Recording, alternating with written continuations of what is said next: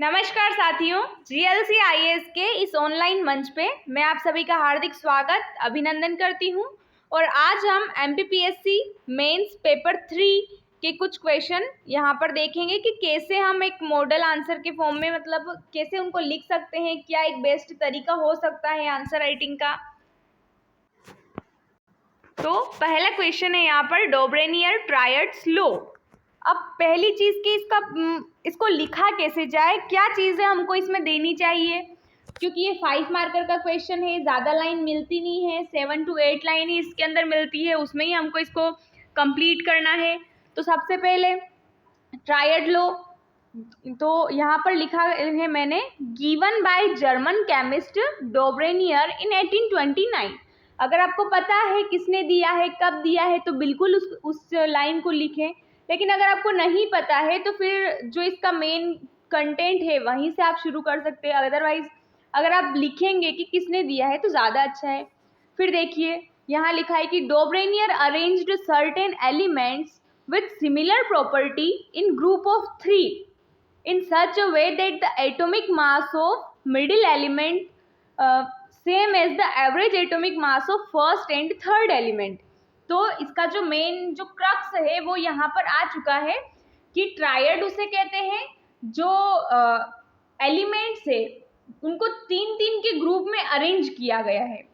और किस फॉर्म में उन्होंने उसे अरेंज किया है, तो increasing atomic mass, increasing order of atomic mass, इस ऑर्डर में इन्होंने जो है इनका 3-3 एलिमेंट्स का ग्रुप बनाया है।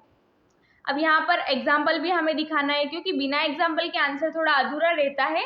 तो जो चीज़ हमने ऊपर डेफिनेशन में समझाई उसको एग्जाम्पल में भी दिखाएंगे कि हमने यहाँ 3 का ग्रुप बनाया, लिथियम, सोडियम और पोटेशियम। लिथियम अब जो डेफिनेशन थी उसमें क्या कहा गया था कि एटॉमिक इंक्रीजिंग एटॉमिक मास के फॉर्म में उसे अरेंज करना है, और जो फर्स्ट एलिमेंट होगा और जो लास्ट वाला थर्ड एलिमेंट होगा इन दोनों का एवरेज होगा बीच वाला एलिमेंट। तो 7 और 39 का हम एवरेज भी निकालेंगे, एवरेज निकालेंगे तो 23। तो यही है डोब्रेनियर का ट्रायड लॉ। अब ये वाला जो आंसर है ये मैंने लिया है रामबाण कोर्स से, जीएलसी आईएएस का एक रामबाण कोर्स है, वहां से मैंने इसको लिया है। ऐसे उस कोर्स में आपको बहुत सारे क्वेश्चन मिलेंगे और इवन उनको 5 मार्कर, 3 मार्कर और 11 मार्कर, तो इस फॉर्म में जो है मतलब क्वेश्चन आंसर पैटर्न में आपको वहाँ पर कंटेंट अवेलेबल हो जाएगा। हालांकि वो एक तरह से क्वेश्चन बैंक है, लेकिन उसमें 70% से ज़्यादा क्वेश्चन के आंसर भी वहीं पर आपको अवेलेबल करा दिए गए हैं। नेक्स्ट क्वेश्चन देखते हैं, नोबेल गैस। अब नोबेल गैस का एक बेस्ट आंसर हम क्या लिख सकते हैं, हालांकि इसे आप इतना भी मॉडल आंसर ना समझे, इससे भी बेस्ट आंसर लिखा जा सकता है, आप लोग इससे भी बेस्ट लिख सकते हैं।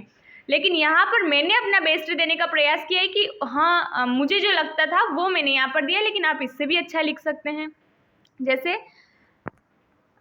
Elements that belongs to group 18 of modern periodic table called as inert gas. यानी कि जो 18 ग्रुप होता है हमारे पीरियोडिक टेबल का, उस 18 ग्रुप के जितने भी एलिमेंट्स हैं उन एलिमेंट्स को हम नोबेल गैस कहते हैं। अब ये नोबेल गैसेस कितनी है, तो ये 6 है नंबर्स में, 6 इन नंबर्स। कौन कौन सी है, helium, neon, argon, krypton, xenon, radon, ये बता दिया हमने।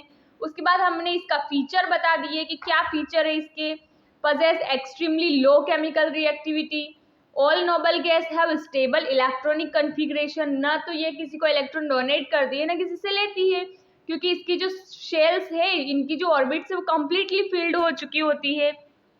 गैसियस फेज में ये एग्जिस्ट करती हैं।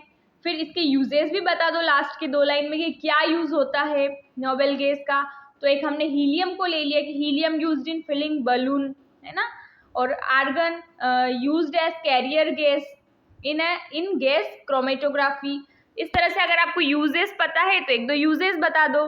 तो मेरे हिसाब से ये आंसर एक कंप्लीट आंसर है, क्योंकि हमने पहले इंट्रोडक्शन दिया है, इंट्रोडक्शन के बाद उसके नंबर्स बताए हैं, मतलब एग्जाम्पल में आ गया है एक तरह से वो कि कौन कौन सी नोबेल गैसेस हैं, फीचर्स उसके बता दिए हैं, यूजेस उसके बता दिए हैं। तो ये इनफ है 5 मार्कर के हिसाब से। तो ये जो हमने आंसर यहाँ डिस्कस किए हैं ये लिए हैं मैंने रामबाण कोर्स से, उस रामबाण कोर्स के अंदर आपको सभी पेपर्स के पेपर 1, 2, 3, 4, 5 और 6 सभी पेपर्स के आपको वहाँ पर क्वेश्चन आंसर फॉर्म में, क्वेश्चन बैंक के फॉर्म में आपको पॉसिबल क्वेश्चन जो पुरानी एग्जाम से पूछे गए हैं, जो पुराने पेपर्स में पूछे गए हैं, वो सारे क्वेश्चंस लिए गए हैं।